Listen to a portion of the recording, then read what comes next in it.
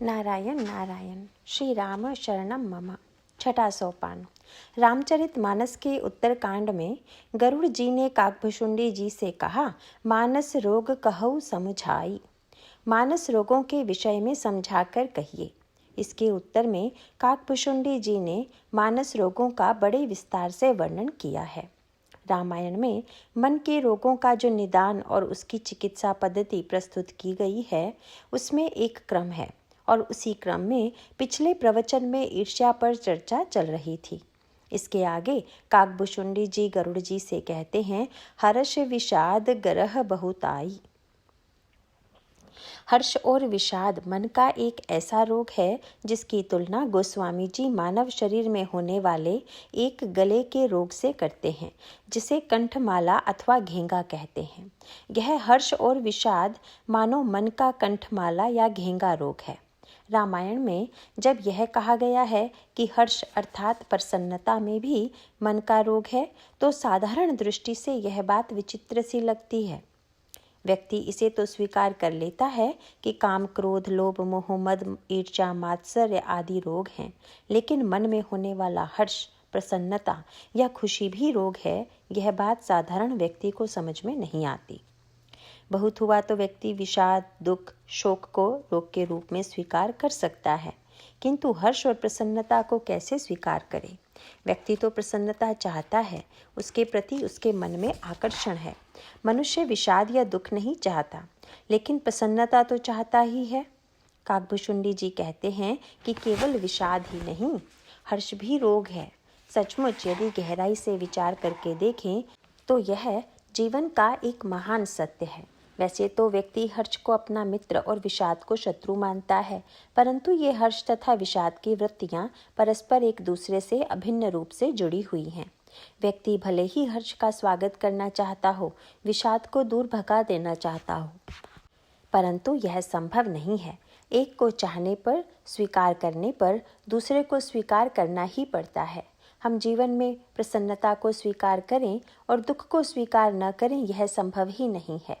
हर्ष और विषाद के संदर्भ में रामायण के जो पात्र हैं, उनके चरित्र के माध्यम से हर्ष और विषाद की बड़ी विस्तृत व्याख्या की गई है।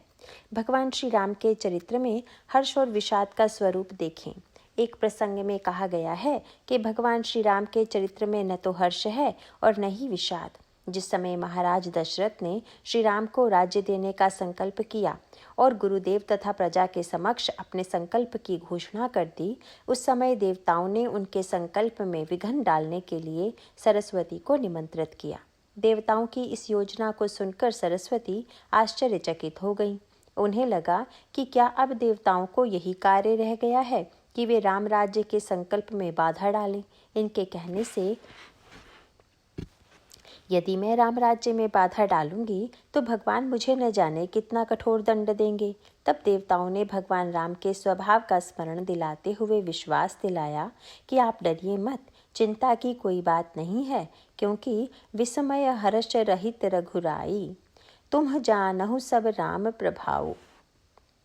तुम तो भगवान राम के स्वभाव को जानती हो, उनमें न तो विस्मय है न हर्ष। एक ओर तो भगवान राम हर्ष और विस्मय से शून्य हैं और दूसरी ओर उनके ऐसे प्रसंग हैं जहाँ दिखाई देता है कि उनमें हर्ष और विषाद दोनों हैं। हर्ष का प्रसंग तो उनके जीवन में बारंबार आता है। महर्षि विश्वामित्र के साथ भगवान श्री राघवेंद्र उनके आश्रम की ओर जा रहे हैं। वहाँ पर गोस्वामी जी उस प्रसंग का प्रारंभ ही हर्ष से करते हैं। उनका पहला वाक्य यही है, पुरुष सिन्न दो वीर हर्षि, चले मुनि भय हरन, कृपा सिंधु मति धीर अखिल, विश्व कारण करन। यहाँ पर भगवान राम में हर्ष का उल्लेख है। इसके पश्चात जब आगे चलकर वे महर्षि विश्वामित्र के साथ जनकपुर की ओर प्रस्थान करते हैं, तब गोस्वामी जी ने फिर से इसी शब्द का प्रयोग किया। धनुष यज्ञ सुनि रघुकुल नाथा, हर्षि चले मुनिवर के साथा। भगवान राम बड़े हर्षित होकर विश्वामित्र के साथ चले। यहाँ तक कि भगवान जब जनकपुर के निकट पहुँचते हैं तो फिर इसी शब्द को दोहराया गया है। हर्षि चले मुनि वृंद सहाया, बेगी विदेह नगर निर आया। विदेह नगर के निकट आते ही भगवान हर्षित हो गए। इस प्रकार से इन प्रसंगों में भगवान राम में हर्ष दिखाई देता है। उनमें अन्यत्र विषाद भी दिखाई देता है। जनक नंदिनी श्री सीता के वियोग में जब वे विलाप करते हुए चारों ओर घूमते हैं, तब वहाँ पर गोस्वामी जी इसी शब्द का प्रयोग करते हैं, बिरहि इव प्रभु करत विषादा। इस प्रकार से कुछ प्रसंग ऐसे हैं जिनमें यह बताया गया है कि भगवान श्री राम के चरित्र में न तो हर्ष है न विषाद, और कुछ प्रसंग ऐसे हैं जहाँ ऐसा प्रतीत होता है कि उनके चरित्र में हर्ष भी है और विषाद भी। जिन प्रसंगों में भगवान श्री राम में हर्ष और विषाद का अभाव है, उनमें से एक तो है धनुष यज्ञ का प्रसंग और दूसरा वनगमन का। धनुष यज्ञ के प्रसंग में भगवान राम में हर्ष और विषाद के अभाव का वर्णन किया गया है।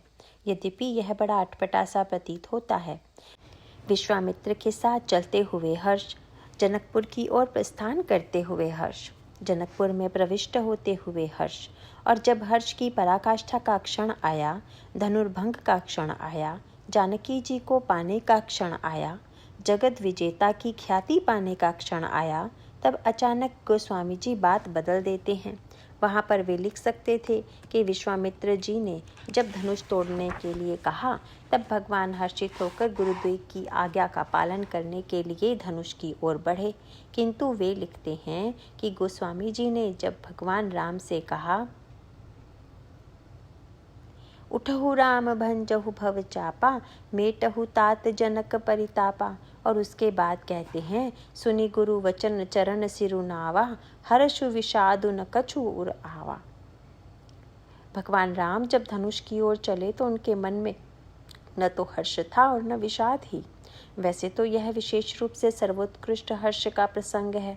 व्यवहारिक दृष्टि से भी इसे सबसे अधिक प्रसन्नता का विषय माना जा सकता है, परंतु गोस्वामी जी कहते हैं कि भगवान श्री राम के मन में उस समय कोई हर्ष नहीं था। इसी प्रकार विषाद के संदर्भ में सर्वाधिक दुखद प्रसंग है भगवान श्री राम के वनगमन का। वनगमन के समय भी गोस्वामी जी जब भगवान राम के मुख श्री की वंदना करते हैं, तो देवताओं ने जो बात कही थी उसी का समर्थन करते हुए कहते हैं, प्रसन्नताम यान गताभिषेकस्तथा न ममले वनवास दुखतः, मुखाम्बुज श्री रघुनंदनस्य में सदास्तु सा मंजुल मंगल प्रदा। राज्याभिषेक का संवाद सुनकर जिनके मुख पर प्रसन्नता की रेखा परिलक्षित नहीं हुई और राज्य छिन जाने पर भी जिनमें रंच मात्र विषाद का उदय नहीं हुआ, ऐसी एक रस रहने वाली भगवान श्री राघवेंद्र के मुख श्री हमारे अंतःकरण में मंगल का संचार करें। इस संदर्भ में गोस्वामी जी भगवान श्री राम में हर्ष और विषाद का अभाव दिखलाते हैं। व्यक्ति साधारणतया ऐसे अवसरों पर प्रसन्न और दुखी दिखाई देता है, लेकिन भगवान श्री राघवेंद्र इन अवसरों पर न तो प्रसन्न दिखाई दे रहे हैं और न ही विषाद युक्त। लेकिन ऐसे भी अनेक प्रसंग हैं जहाँ पर वे हर्षित भी दिखाई दे रहे हैं और विषाद युक्त भी।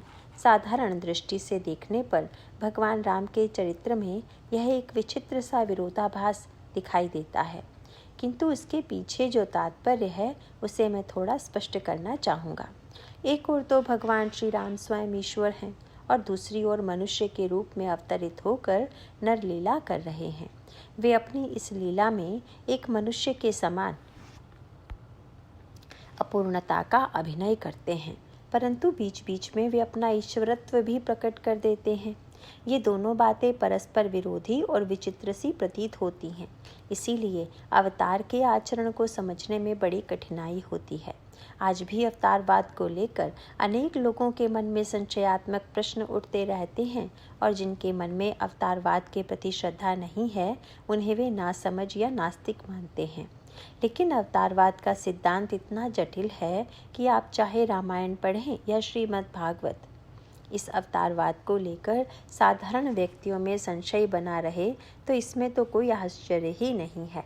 जिन लोगों के अंतःकरण में ईश्वर के अवतार को लेकर संदेह उत्पन्न हो जाता है, उनमें यदि केवल मर्त्य लोक के व्यक्ति होते तो यह कोई आश्चर्य की बात नहीं थी। परंतु भागवत में तो कहा गया है कि भगवान श्री कृष्ण ने जब गोवर्धन पूजा का प्रस्ताव रखा तो इंद्र रुष्ट हो गए। गोकुल में इंद्र पूजा की परंपरा थी। पूजा का समय जब निकट आया, तैयारियां होने लगी, तो भगवान श्री कृष्ण ने नंद बाबा से पूछा, आप इंद्र की पूजा क्यों करते हैं? उन्होंने कहा, इंद्र की कृपा से वर्षा होती है, वर्षा से हमें अन्न और हमारे पशुओं को चारा मिलता है। तब भगवान श्री कृष्ण ने एक अनोखा प्रस्ताव रखा और बड़ी अनोखी भूमिका संपन्न की। उन्होंने कहा, जो गोवर्धन हमारे सामने प्रत्यक्ष है, जिनसे हमें सब कुछ मिलता है, उन प्रत्यक्ष देवता को छोड़कर न जाने स्वर्ग में रहने वाले इंद्र की, जिन्हें हमने कभी देखा भी नहीं है, केवल मान लिया कि वे वर्षा करते हैं, उनकी पूजा करने से क्या वे वर्षा करेंगे? क्या उनकी पूजा न करने से वर्षा नहीं होगी? इस भ्रम को छोड़कर हमें गोवर्धन की पूजा करनी चाहिए। वस्तुतः यही हमारे पूज्य हैं। नंद बाबा और गोकुल के अन्य ग्वालों को श्री कृष्ण का यह प्रस्ताव अच्छा लगा और वे इंद्र को छोड़कर गोवर्धन की पूजा करने लगे। इस पर इंद्र कुपित हो गए और मेघों को आदेश दे दिया कि घोर वर्षा करके गोकुल को डुबो दिया जाए, उसे नष्ट कर दिया जाए। क्या इंद्र जानते थे कि श्री कृष्ण स्वयं भगवान के अवतार हैं? भली भांति जानते थे। देवताओं के द्वारा प्रार्थना किए जाने पर ही तो भगवान ने अवतार लिया था। उन प्रार्थना करने वाले देवताओं में इंद्र भी एक थे। लेकिन अब क्या हो गया? अवतार की लीला देखकर वे भ्रमित हो गए। यह भ्रम क्यों होता है? इसका सूत्र यह है कि ईश्वर के अवतार में दो प्रकार की भूमिकाएं होती हैं, एक मानवीय और दूसरी ईश्वरीय। अवतार के जीवन में अगर मानवीय आचरण हो, केवल मनुष्य के समान उनका जीवन हो, केवल नर लीला हो, तब तो हम उन्हें केवल मनुष्य के रूप में देखेंगे, उसी दृष्टि से उनकी समीक्षा करेंगे। लेकिन उनमें केवल ईश्वरत्व हो तो उनकी पूजा करेंगे। परंतु अवतार के जीवन में यह एक बड़ी जटिल समस्या है कि उसमें दोनों प्रकार की लीलाएं जुड़ी होती हैं। कभी तो वह अपने ईश्वरत्व को छिपाकर नर लीला करता है और कभी अपने ईश्वरत्व को भी प्रकट कर देता है। जब व्यक्ति उनमें ईश्वरत्व देखता है तब उसके अंतःकरण में आस्था उत्पन्न होती है, और जब वे अपने ईश्वरत्व को छिपाकर नर लीला करते हैं तब मनुष्य भ्रमित अथवा संशयालु हो जाता है। यही सूत्र है। उनके चरित्र के इन विरोधाभासों में निहित तात्पर्य को समझने के लिए इस सूत्र को ध्यान में रखना होगा। यहाँ एक और तो यह कहा गया है कि भगवान राम में हर्ष विषाद का सर्वथा अभाव है, और दूसरी ओर गोस्वामी जी विविध प्रसंगों में उनके हर्ष और विषाद का उल्लेख करते हैं।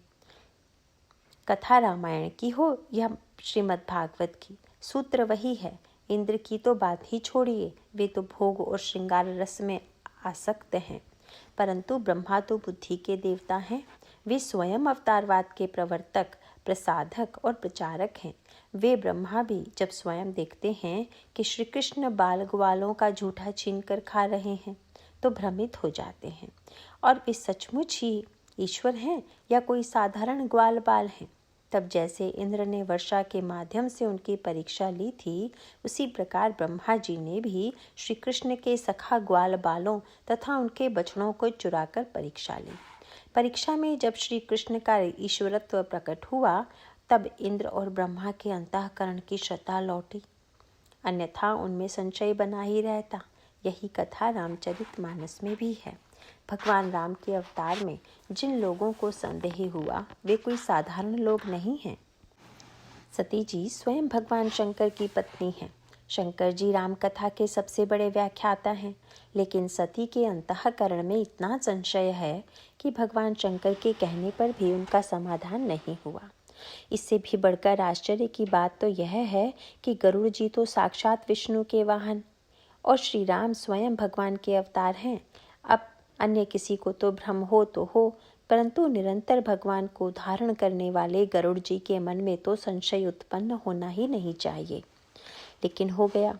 बस यही सूत्र, भगवान नर लीला करते हैं।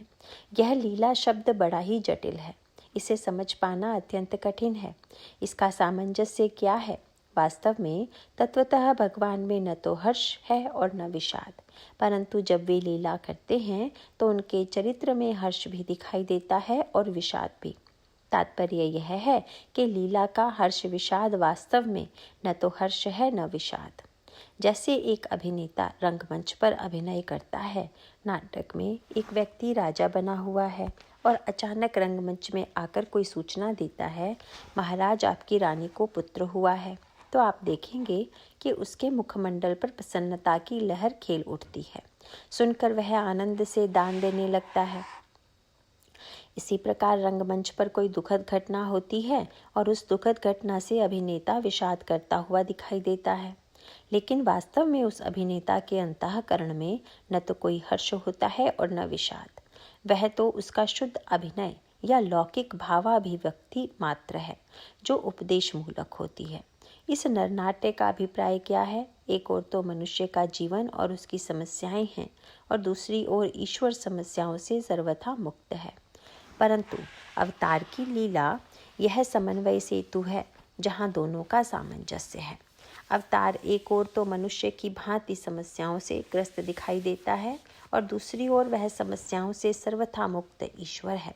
ईश्वर के नरलीला का अभिप्राय यही है कि जो समाधान न तो केवल मनुष्य जीवन से मिल सकता है और न ही उसमें ईश्वरत्व दर्शन से वह पूरा होता है, वह अवतार के माध्यम से ही पूरा होता है। अवतार के बिना न तो ईश्वर को समझ पाना सरल है और न जगत को। अवतार न हो तो सीखने, समझने और अनुकरण करने के लिए कुछ नहीं मिलेगा, मार्ग नहीं मिलेगा, दिशा नहीं मिलेगी। इसीलिए रामचरितमानस में संकेत सूत्र के रूप में कहा गया है कि ईश्वर अवतरित होकर एक ओर तो भक्तों की रक्षा करके अपने ईश्वरत्व का, शक्ति और ऐश्वर्य का परिचय देते हैं और दूसरी ओर एक मनुष्य की तरह आचरण करके मनुष्य के सामने एक आदर्श, एक मार्ग प्रशस्त करते हैं। संसार सागर पर एक सेतु का निर्माण करते हैं। इसके लिए श्री गोस्वामी जी ने बड़े सुंदर शब्द चुने हैं। शुद्ध सच्चिदानंदमय कंद भानुकुल केतु चरित करत नर अनुहरत संस्कृति सागर सेतु। शुद्ध सच्चिदानंद कंद रूप सूर्य कुल के ध्वजा रूप भगवान श्री राम मनुष्यों के समान ऐसे आचरण करते हैं जो संसार रूपी समुद्र के पार उतरने के लिए पुल के समान हैं। इस पंक्ति में उन्होंने दोनों बातों का सामंजस्य किया है। गोस्वामी जी का अभिप्राय यह है कि भगवान के चरित्र में यह जो हर्ष और विषाद की अभिव्यक्ति है, वास्तव में उनकी नरलीला है, अभिनय है, किंतु प्रभु के अंतःकरण में न तो हर्ष है न विषाद। कभी कभी तो गोस्वामी जी ऐसी विरोधी बातें लिख देते हैं जो बड़ी चौंकाने वाली होती हैं। एक बार भगवान श्री राघवेंद्र सीता जी के वियोग में चारों ओर घूम रहे थे। लता वृक्षों से सीता जी का पता पूछ रहे थे। अंत में थक कर वे एक वृक्ष के नीचे बैठ गए। नारद जी ने देखा कि भगवान आंसू बहाते हुए सीता जी को खोज रहे हैं। वे व्याकुल हो गए। उनके मन में एक पीड़ा यह भी थी कि उन्हीं के ही शाप से प्रभु को इतना कष्ट हो रहा है। यह तो प्रभु की उदारता है कि वे मेरे उस शाप को सिद्ध करने के लिए इतना बड़ा दुख सह रहे हैं। मोर साप करी अंगीकारा सहत राम नाना दुख भारा। परंतु अगला वाक्य तो बड़ा सुंदर लिखा है। नारद जी ने सोचा कि चलकर हम प्रभु से क्षमा मांग लें। वे भगवान के पास गए, लेकिन देखते क्या है, जो दृश्य उन्होंने देखा वह तो चौंका देने वाला था। वे देखते हैं बैठे परम प्रसन्न कृपाला। इसका अर्थ क्या है? जैसे नाटक में दो व्यक्ति एक दूसरे के विरुद्ध लड़ें, एक व्यक्ति दूसरे को शाप दे या चोट पहुंचा दे और नाटक भूलकर पश्चाताप करने लगे कि मैंने इसे चोट पहुंचा दी। पर्दा गिरने पर क्षमा मांगने लगे कि मुझे क्षमा कर दो, लेकिन जिससे वह क्षमा मांग रहा है वह तो पर्दे के पीछे बैठा हंस रहा है। वह तो यही कहता है कि वह तो नाट्य मंच पर अभिनय मात्र था। तुमने कष्ट देने का अभिनय किया और मैंने कष्ट पाने का। तुम्हारे सहयोग से ही तो हमारा प्रदर्शन सफल हुआ है। भगवान विरही हैं, यह लीला सत्य है, उनकी विलाप लीला सत्य है। वस्तुतः भगवान में न तो रंच मात्र हर्ष है और न विषाद। इसीलिए रामायण में इन दोनों प्रसंगों में वही सूत्र दिया गया है। धनुर्भंग और श्री सीता जी को पाने के प्रसंग में भगवान राम के मुखमंडल पर हर्ष क्यों नहीं दिखाई देता? धनुर्भंग भगवान की नरलीला नहीं है, वहाँ तो उनके ईश्वरत्व का दर्शन होता है। भगवान मनुष्य के रूप में अवतार ग्रहण कर मनुष्य के सही समान आचरण करते हैं, किंतु बीच बीच में कुछ ऐसी घटनाएं घट जाती हैं जो मनुष्य की सामर्थ्य से बाहर होती हैं। उन्हें केवल ईश्वर ही संपन्न कर सकते हैं। ऐसे कार्य जब अवतार के माध्यम से होते हैं तब वहाँ पर उनका ईश्वरत्व प्रकट हो जाता है। धनुर्भंग की घटना एक ऐसा ही प्रसंग है।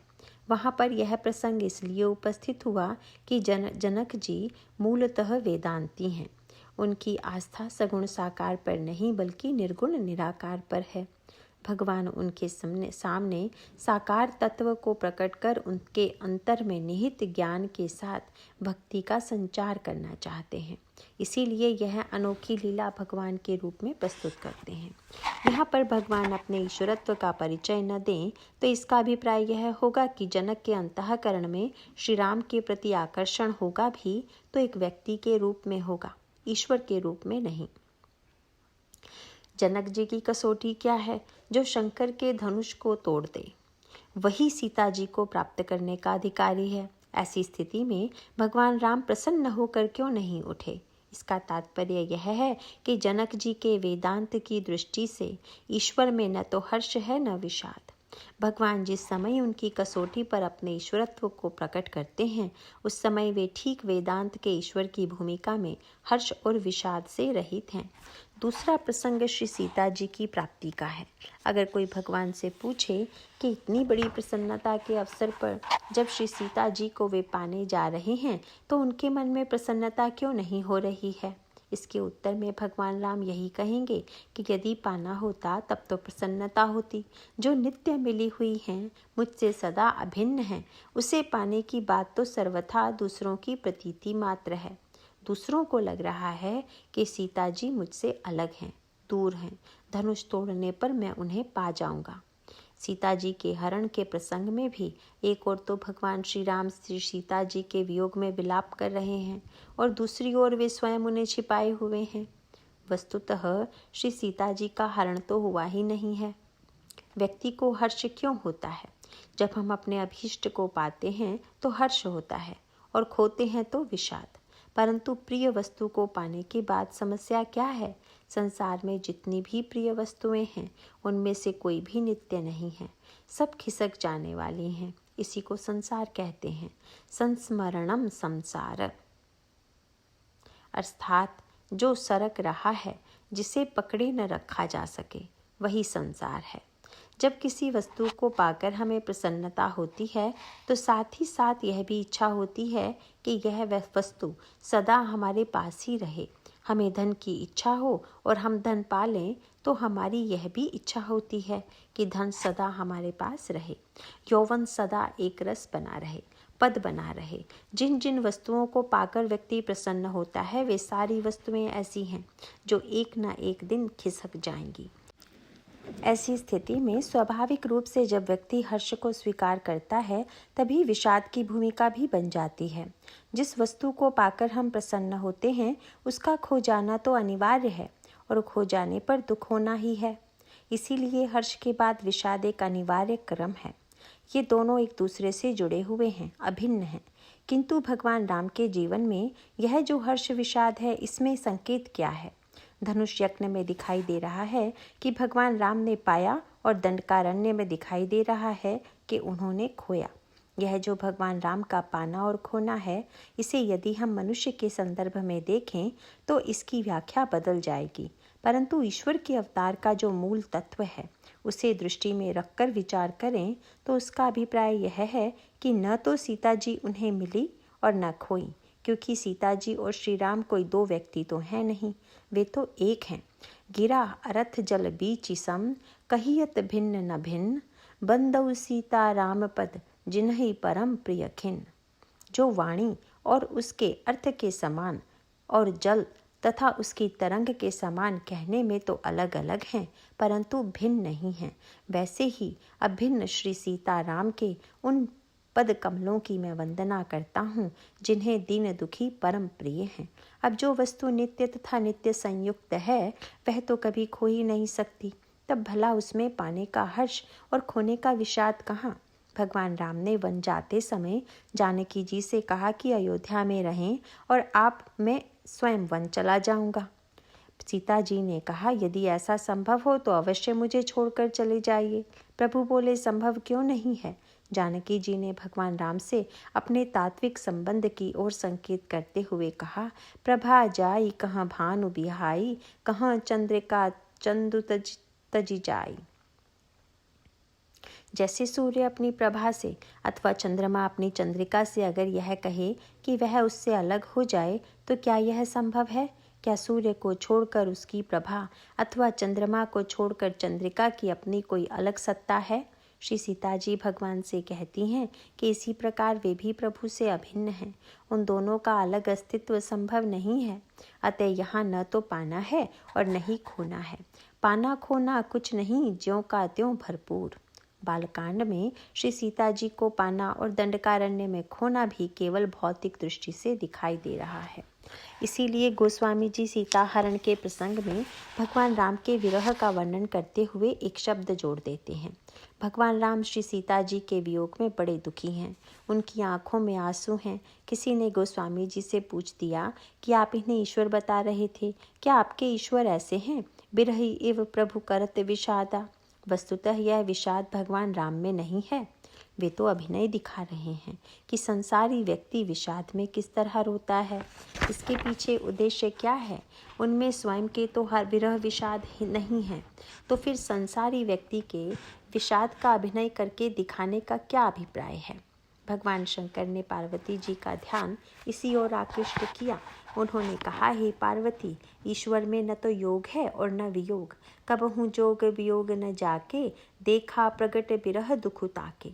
जिनमें योग और वियोग दोनों का अभाव है, उन्हें जब हम स्थूल दृष्टि से देखा तो उनमें हमें प्रत्यक्ष रूप से सुख दुख दिखाई दिया। इसका तात्पर्य क्या है? जो तत्वतः हर्ष और विषाद से मुक्त है, वह जब नर लीला स्वीकार करता है, हर्ष और विषाद को स्वीकार करता है, तो इसके पीछे उद्देश्य है लोक कल्याण एवं मनुष्य को चरित्र की शिक्षा देना। ईश्वर में हर्ष का कोई कारण नहीं है, इसीलिए उसमें विषाद भी नहीं है, पर मनुष्य के जीवन में हर्ष की स्वीकृति है, इसीलिए विषाद भी है। मनुष्य की इस समस्या और इसके समाधान को भगवान जब तक अपने चरित्र के माध्यम से प्रत्यक्ष नहीं दिखा देंगे, तब तक मनुष्य का कल्याण नहीं होगा। इसीलिए वे अवतरित होकर नरलीला करते हैं और एक साधारण मनुष्य के समान अपने चरित्र में हर्ष भी स्वीकार करते हैं और हर्ष के परिणाम स्वरूप विषाद भी स्वीकार करते हैं। भगवान श्री राघवेंद्र मानो अपने चरित्र के माध्यम से यह स्पष्ट कर देते हैं कि अगर मैं हर्ष स्वीकार करूं तो मुझे भी विषाद स्वीकार करना पड़ेगा। एक की स्वीकृति के साथ दूसरे की स्वीकृति अनिवार्य है।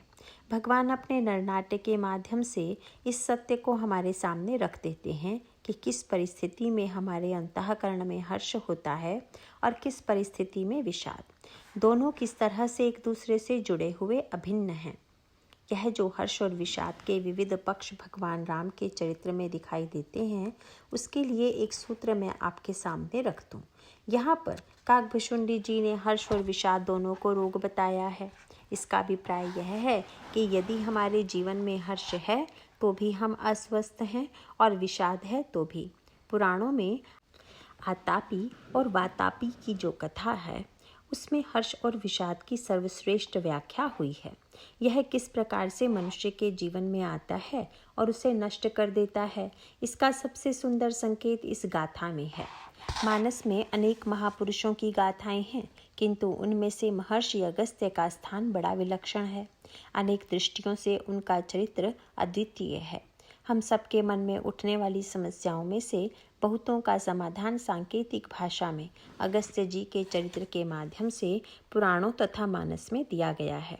सबसे पहले तो रामायण में अगस्त्य जी का महत्व हमारे सामने इसी रूप में आता है कि भगवान शंकर, जो स्वयं राम कथा के रचयिता हैं, वे राम कथा सुनने महर्षि अगस्त्य के पास आते हैं।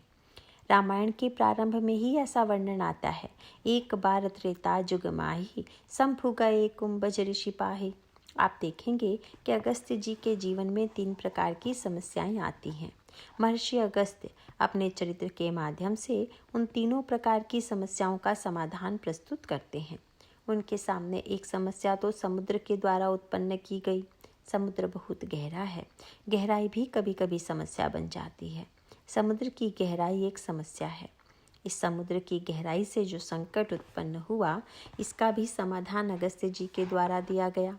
दूसरी ओर ऊंचाई ने एक समस्या उत्पन्न कर दी। ऊंचाई और गहराई दोनों ही अच्छी हैं, परंतु समुद्र की गहराई और विंध्याचल की ऊंचाई तो समस्या बन जाती है, समाज में संकट उत्पन्न कर देती है। समाज के सामने ऐसा संकट आने पर अगस्त्य जी सामने आए। तीसरी समस्या दंडकारण्य की है। महर्षि अगस्त्य दंडकारण्य की ओर गए और वहीं निवास करने लगे। वहाँ एक अनोखी समस्या आई। दंडकारण्य की भूमि में राक्षस निवास करते हैं। इस समस्या का समाधान भी अगस्त्य चरित्र के माध्यम से दिया गया। इस कथा का मुख्य तात्पर्य यह है कि महर्षि अगस्त्य ने ज्ञान योग, भक्ति योग और कर्म योग के मार्ग में आने वाली समस्याओं का समाधान दिया। उनके जीवन में इन तीनों की पूर्णता है। महर्षि अगस्त्य का परिचय बड़ा अनोखा है। जिस समय भगवान शंकर ने सती जी से कहा कि वे कथा सुनने जा रहे हैं, तो सती जी ने पूछ दिया कि वे किससे कथा सुनने जा रहे हैं। शंकर जी ने मुस्कुराकर कहा, कुंभज से। सुनकर सती जी चकित हो गई। कुंभज अर्थात जिसका जन्म घड़े से हुआ हो। उनका यह नाम बड़ा विचित्र सा और विरोधाभासी लगता है। जिन्होंने समुद्र को पी लिया, उन्हें कहते हैं कि वे घड़े के बेटे हैं। इससे बढ़कर आश्चर्य की बात और क्या हो सकती है। पहले तो समुद्र घड़े में समा नहीं सकता, और फिर उसके बेटे के पेट में कैसे समा गया। लेकिन अलग अलग संदर्भ में इसका अर्थ भी अलग अलग है। सती जी ने कहा कि आप और कुंभज से अर्थात एक घड़े के बेटे से कथा सुनने जा रहे हैं। उत्तर में शंकर जी ने कहा कि राम कथा तो अगाध समुद्र है, और कथावाचक तो वही हो सकता है जो समुद्र को घड़े में ला सके। कथावाचक क्या करता है? अनंत रूप में विस्तृत ईश्वर को अपने घट में ले आता है। इसीलिए कुंभज से श्रेष्ठ कथावाचक और कहाँ मिलेगा। यदि ज्ञान की दृष्टि से विचार करके देखें तो कुंभज शब्द का तात्पर्य क्या है? यह कुंभज क्या है? इस शरीर की तुलना घड़े से की गई है। घड़ा भी मिट्टी का बना हुआ है और यह शरीर भी। इस संदर्भ में मुझे मलिक मोहम्मद जायसी की बात याद आती है। वे दिखने में बड़े कुरूप थे। एक बार वे राज दरबार में गए तो सभा में बैठे लोग उनकी कुरूपता पर मुंह दबाकर हंसने लगे। उनके शरीर में एक आंख नहीं थी और मुख पर चेचक के दाग थे। उन्होंने लोगों को मुंह दबाकर हंसते देख लिया। उन्होंने तुरंत उन हंसने वालों से पूछा कि आप लोग किस पर हंस रहे हैं। लोगों की हंसी बंद हो गई, घबरा गए। महापुरुष हैं, क्रोध में कहीं कोई शाप न दे दें। पर उन्होंने किसी को शाप नहीं दिया, बल्कि हंसते हुए उनसे पूछा, मुँह पर हंसही कि कोहराही? मुझ पर हंस रहे हैं या कुम्हार पर? घड़े की कुरूपता को देखकर घड़े पर हंसी आ रही है या इस घड़े के निर्माणकर्ता कुम्हार पर? लगता है कि आप लोग केवल घड़ा ही देख रहे हैं। घड़े को बनाने वाले की ओर आपकी दृष्टि नहीं है। यद्यपि घड़ा बनाने वाला प्रत्यक्ष नहीं है, पर यह घड़ा तो प्रत्यक्ष है जिसका हम उपयोग कर रहे हैं। एक बुद्धिमान व्यक्ति इस तर्क पर युक्ति के द्वारा घड़ा बनाने वाले को सिद्ध कर सकता है, क्योंकि इस जगत में प्रत्येक वस्तु का निर्मित और उपादान कारण है। जैसे घड़े का उपादान कारण मिट्टी और निर्मित कारण कुम्हार है, उसी प्रकार इस शरीर रूपी घट का भी एक निर्मित है, एक निमित्त है, जिसे ईश्वर कहते हैं। इसी आधार पर ईश्वर की सिद्धि के लिए तर्क प्रस्तुत किया जाता है। जैसे घड़े को देखकर हमें उसके उपादान कारण मिट्टी और निर्माता कुम्हार की याद आ जाती है, उसी प्रकार इस शरीर को देखकर इसके निर्माता की याद आ जाती है। यह मिट्टी का बना हुआ नाशवान शरीर निंदनीय है, यह दृष्टि ठीक नहीं। वस्तुतः यह शरीर तो ईश्वर का स्मरण दिलाने वाला है, हमें ईश्वरत्व से जोड़ने वाला है। इस संदर्भ में मुझे एक घटना का स्मरण आ रहा है। अभी कुछ दिनों पूर्व जब मैं कानपुर में था तो एक बड़ी विचित्र सी स्थिति आ गई। यह घटना मनोरंजक भी थी और अटपटी भी। वहाँ मानस संगम नाम की एक संस्था है। उसकी ओर से प्रतिवर्ष राम कथा का आयोजन होता है। कानपुर का जो सबसे बड़ा मोती झील पार्क है, उसमें तुलसी उपवन नाम से एक उपवन बनाकर उसमें गोस्वामी जी की एक भव्य तथा अतीव सुंदर प्रतिमा स्थापित की गई है। उस प्रतिमा का अनावरण उत्तर प्रदेश के राज्यपाल ने किया।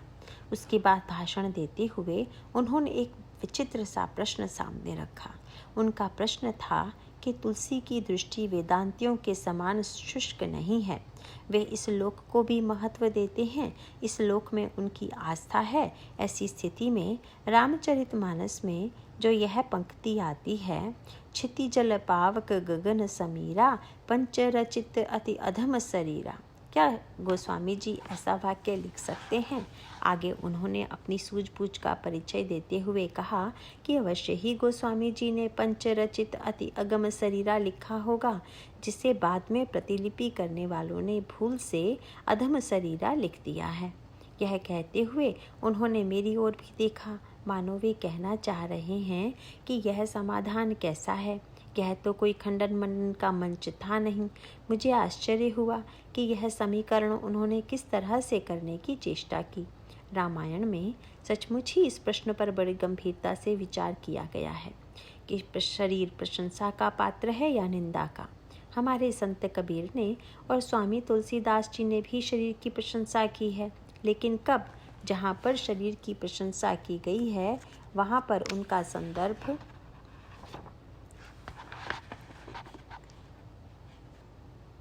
लेकिन दूसरे संदर्भ में उसकी निंदा भी की गई है। रामचरितमानस में शरीर की प्रशंसा भी की गई है और निंदा भी। भगवान राम शरीर की प्रशंसा करते हुए अयोध्या वासियों को उपदेश देते हैं। नर तनुभव बारिधि कहूँ बेरो, सन्मुख मरुत अनुग्रह मेरो, कर्ण धार सदगुरु दृढ़ नावा, दुर्लभ साज सुलभ करी पावा। भगवान कहते हैं कि यह मनुष्य का शरीर बड़ी दिव्य नौका है। मनुष्य शरीर जीवन की बहुत बड़ी उपलब्धि है। व्यक्ति को इसका सदुपयोग करना चाहिए। कबीरदास जी ने तो बड़ी मधुर बात कही। वे बोले, जीवत में मोको मिली, मुए मिली न राम। अर्थात हे भगवान, मैं चाहता हूँ कि आपका मेरा मिलन इस शरीर के रहते हो जाए। भगवान ने कहा, इस शरीर के प्रति तुम्हारा इतना आग्रह क्यों है? उन्होंने कहा, पारस की परीक्षा सोने पर होगी या लोहे पर? पारस के स्पर्श से सोना अगर सोना हो जाए तो उसमें पारस की क्या विशेषता है? चमत्कार तो तब है जब लोहा उसके स्पर्श से सोना हो जाए। महाराज, यह शरीर तो लोहे की तरह है। आपके स्पर्श से इसमें स्वर्णत्व आ जाए तभी तो आपके स्पर्श का दिव्य चमत्कार प्रकट होगा।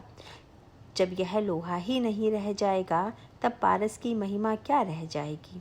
यह तो आपकी महिमा प्रकट करने का एक अच्छा माध्यम है। यहाँ पर शरीर की प्रशंसा करने का अभिप्राय क्या है? गोस्वामी जी कहते हैं, नरक स्वर्ग अपवर्ग निसेनी, ज्ञान विराग भगति शुभ देनी। यह शरीर क्या है? अगस्त्य का जन्म घड़े से हुआ, पर उन्होंने समुद्र को पी लिया, विंध्याचल को झुका दिया, आतापी और वातापी नामक राक्षसों को मिटा दिया। यह मानो सिद्ध करने के लिए है कि मनुष्य का शरीर भी एक घट है और घट से भी अगर अगस्त्य का अर्थात विवेक का भगवत प्रेम का जन्म हो जाए तो व्यक्ति का जीवन धन्य हो जाता है, सार्थक हो जाता है। सभी लोगों के जीवन में अगस्त्य का जन्म नहीं होता। शरीर की निंदा कब करते हैं? राज्यपाल जी का ध्यान उस ओर नहीं गया कि शरीर की निंदा किस संदर्भ में की गई। जैसे कोई युवक दूल्हे के वेश में आया हुआ है और आप उसकी सुंदरता की प्रशंसा करें तो स्वाभाविक लगेगा, किंतु कोई व्यक्ति अगर मरा हुआ पड़ा है तो क्या कभी कोई व्यक्ति उसके शरीर की सुंदरता का वर्णन कर पाता है? क्या किसी निष्प्राण शरीर के सौंदर्य का वर्णन करना अच्छा लगता है? तब तो उसे शीघ्र ही कपड़े से ढक दिया जाता है और उसे ले जाकर जला देने की जल्दी रहती है। जहाँ पर साधना का संदर्भ है वहाँ पर भगवान शरीर की प्रशंसा करते हैं। जब शरीर के माध्यम से ज्ञान, भक्ति और वैराग्य प्राप्त करने की चेष्टा की जाती है, भगवान को पाने की चेष्टा की जाती है, तभी इस शरीर का सदुपयोग है और वह प्रशंसनीय है, सार्थक है।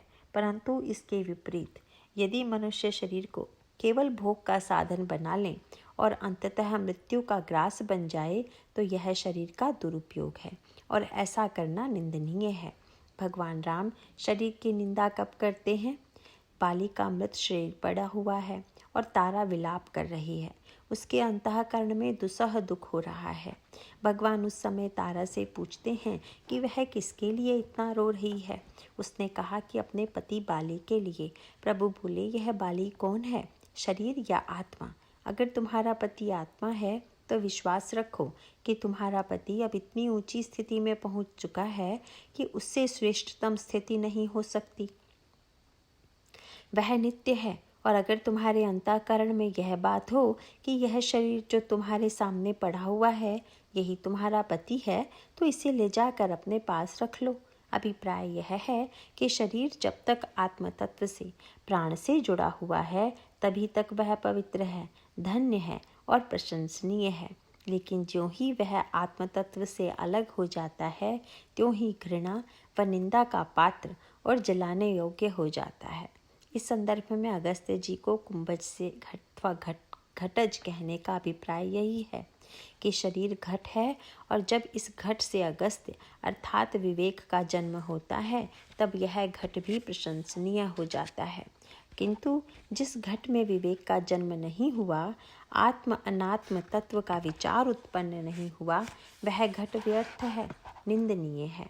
गोस्वामी जी ने रामायण के अनेक प्रसंगों में अगस्त्य जी को अलग अलग प्रतीकों के रूप में रखा है। विंध्याचल के संदर्भ में उनकी भूमिका भिन्न प्रकार की है।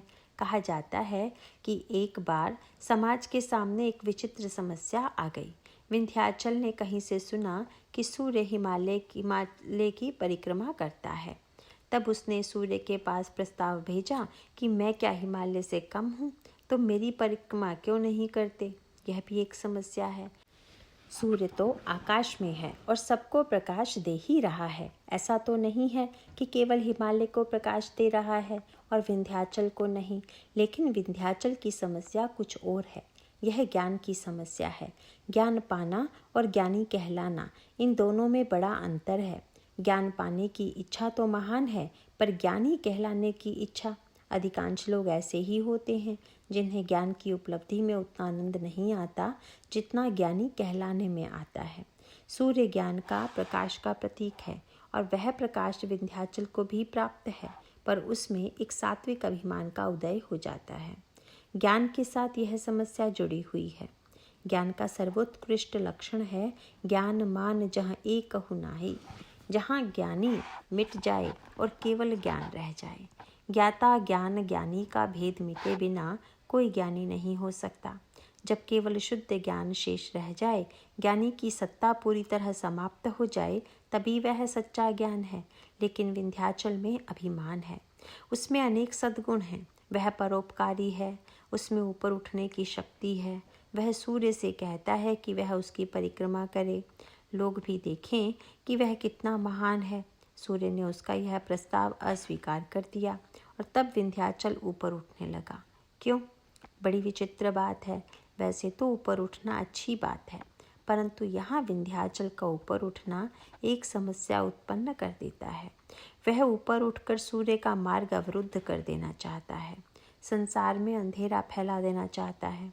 अभिमानी का ऊपर उठना भी एक समस्या है। ज्ञान प्रकाश है, पर अभिमानी का ज्ञान प्रकाश नहीं बल्कि अंधेरा फैलाने लगता है। विंध्याचल ने कहा कि सूर्य अगर मेरी परिक्रमा नहीं करेगा तो मैं सूर्य का प्रकाश संसार में नहीं फैलने दूंगा, उसने अवरुद्ध कर दूंगा। लोग घबरा गए। फिर वही सूत्र है कि सत्कर्म और सद्गुण से संपन्न व्यक्ति के अंतःकरण में भी सात्विक अभिमान सिर उठाने लगता है। उस सात्विक अभिमान को यदि बढ़ने दिया जाए तो अंततोगत्वा वह ज्ञान का ही मार्ग अवरुद्ध कर देता है, क्योंकि जहाँ पर ज्ञान है वहाँ पर असीमता है और जहाँ पर अभिमान है वहाँ पर सीमा है। इसीलिए अभिमान संसार को प्रकाश से वंचित कर सकता है। इस संकट से बचने का उपाय घड़े के बेटे के पास है। सब लोग महर्षि अगस्त्य के पास गए। संसार में जो व्यक्ति विवेकी है वही कुंभज है, घटज है। उनके जीवन में जब सात्विक अहंकार सिर उठाने लगता है तब वह वही करता है जो अगस्त्य जी ने किया। वे विंध्याचल के सामने पहुंच गए। विंध्याचल में अनेक कमियां होते हुए भी महर्षि अगस्त्य के प्रति उनके मन में आदर और विनम्रता का भाव है। अगस्त्य जी यहाँ गुरु के प्रतीक हैं। अभिमान नष्ट करने का सबसे बड़ा उपाय क्या है? गुरु। गुरु बनाने की परंपरा का मूल तत्व क्या है? क्या बिना गुरु के व्यक्ति साधना नहीं कर सकता, आगे नहीं बढ़ सकता? पुस्तकों में सारी साधना पद्धति लिखी हुई है। गुरु के बिना भी क्या यह सब नहीं किया जा सकता? किया जा सकता है, पर साधना में भी एक बहुत बड़ी समस्या है, और वह समस्या है अभिमान की। कोई व्यक्ति स्वयं साधना करके सिद्ध हो जाए, निश्चित रूप से यह अभिमान होगा कि यह उसके पुरुषार्थ तथा योग्यता का परिणाम है। किंतु जब वह गुरु के द्वारा उपदिष्ट होकर साधना करता है, तब उसे लगता है कि गुरु कृपा का फल है। साधना के बाद सबसे बड़ी समस्या है साधनाभिमान, और यहीं पर गुरु की महिमा पूर्ण भूमिका है, और वह है इस अभिमान से बचना। इसीलिए रामायण में गुरु शब्द को अभिमान से जोड़ दिया गया है। गुरुपद पंकज सेवा तीसरी भक्ति अमान। भगवान राम जब शबरी की कुटिया में आए तो उनके मन में गर्व होना चाहिए था कि मैंने कितनी तपस्या साधना की, कितना जप तप किया, जो प्रभु मेरी कुटिया में आए।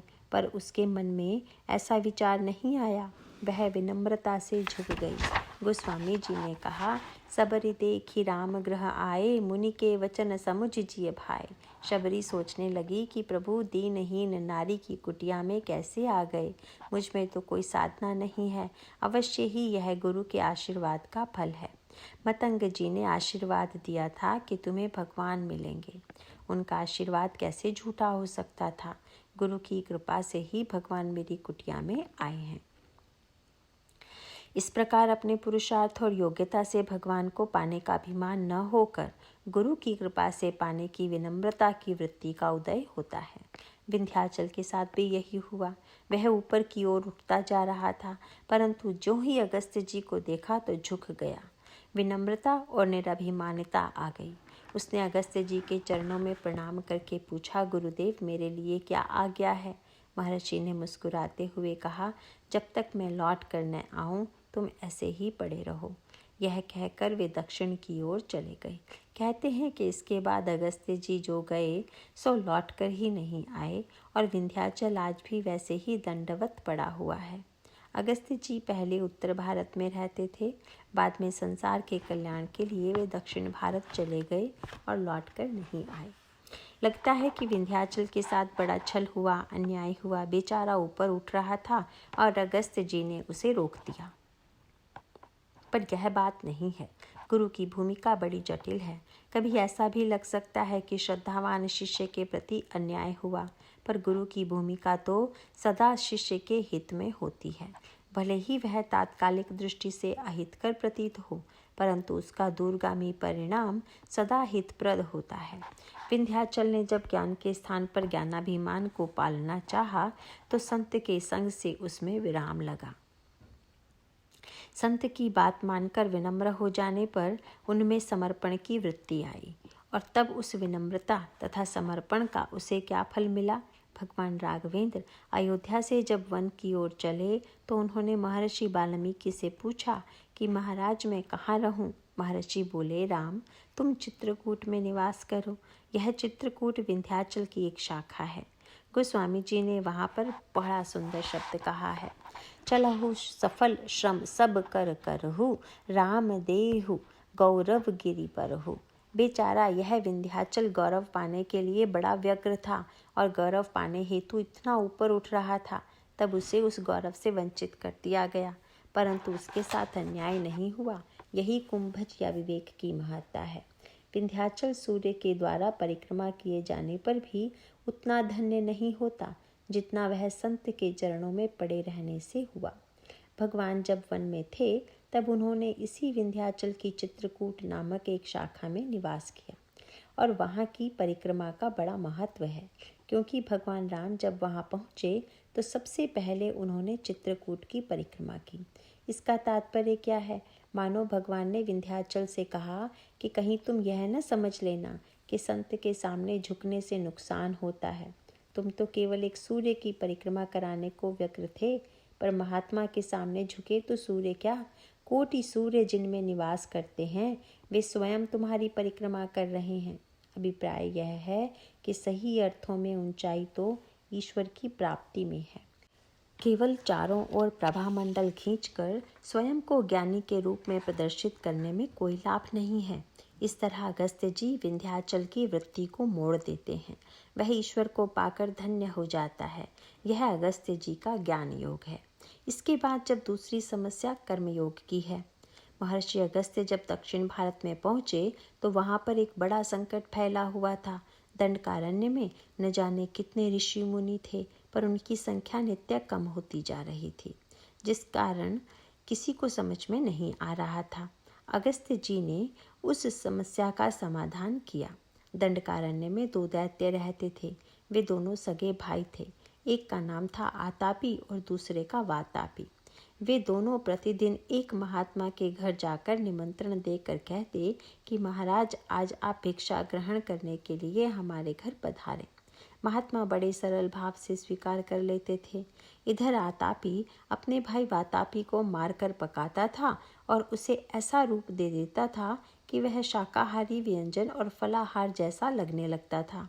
महात्मा जब भिक्षा के लिए आते तो आतापी उन व्यंजन तथा फलों को महात्मा के सामने रख देता और वे उसे ग्रहण कर लेते। आतापी मृतक संजीवनी विद्या जानता था। महात्मा के भोजन कर लेने के बाद उसके मंत्र पढ़कर वातापी को पुकारने पर वातापी उन महात्मा का पेट फाड़कर निकल आता और दोनों मिलकर उस मुनि को खा जाते थे। इस तरह वहाँ मुनियों की संख्या कम हो रही थी। अगस्त्य जी से भी उन्होंने ऐसा ही व्यवहार किया, पर बात उलट गई। अगस्त्य जी जब भोजन कर चुके तो आतापी मंत्र पढ़ने लगा, किंतु वातापी जैसे पेड़ फाड़कर बाहर निकल आया करता था वैसा नहीं हुआ। उसके न निकलने पर आतापी घबराकर बारंबार मंत्र पढ़ने लगा। सोचने लगा कि क्या बात है, मंत्र पढ़ने में कहीं कोई गलती तो नहीं हो रही है। अगस्त्य जी ने कहा, अरे मूर्ख, जिस पेट में समुद्र पच गया उस पेट में क्या तेरा भाई बचा होगा? अब वह नहीं रहा। यह सुनकर आतापी उन्हें मारने दौड़ा और अगस्त्य जी ने उसे भस्म कर दिया। आतापी भी समाप्त हो गया एवं वातापी भी। इसका अभिप्राय क्या है? यह दंडकारण्य है, जीव का मन। दंडक बन प्रभु कीन्ह सुहावन, जन मन अमित नाम किए पावन। इस मन रूपी दंडकारण्य में हर्ष विषाद रूपी आतापी वातापी 2 भाई हैं। हर्ष आतापी है और विषाद वातापी। जब हर्ष निमंत्रण देता है तो सभी बड़ी प्रसन्नता पूर्वक उसे स्वीकार कर लेते हैं। यह निमंत्रण चलता ही रहता है। हर्ष के निमंत्रण को स्वीकार करते समय व्यक्ति जानता नहीं कि वह विषाद का ही सगा भाई है। सुख का ही सगा भाई दुख है। जिस समय बाहर सुख दिखाई दे तो समझ लेना चाहिए कि भीतर पेट में दुख बैठा हुआ है, न जाने कब पेट फाड़ कर निकल आवे। किंतु अगस्त्य जी की विशेषता क्या है? कुंभज लोभ उदधि अपार के। लोभ समुद्र है और कुंभज उस लोभ के समुद्र को पी गई। इसका अभिप्राय यह है कि जिसके जीवन में लोभ नहीं रह गया है उसके जीवन में सुख दुख ही कहाँ रह जाएगा। कर्मयोग की सबसे बड़ी समस्या है सुख और दुख। व्यक्ति के लिए हर्ष और विषाद अप्रिय हैं, परंतु ये दोनों मिलकर व्यक्ति को नष्ट करने पर तुले हुए हैं। जब तक विषाद को पचा नहीं लिया जाता और हर्ष को भस्म नहीं कर दिया जाता, तब तक यथार्थ स्वस्थता नहीं आ सकती। अगस्त्य जी के चरित्र के माध्यम से मानो संकेत किया गया है कि हर्ष और विषाद वस्तुतः 2 नहीं, एक ही हैं, और यह सुख दुख की जो समस्या है उसका समाधान यही है कि वे हर्ष विषाद दोनों को ही ज्ञानाग्नि में भस्म कर देते हैं। नारायण नारायण।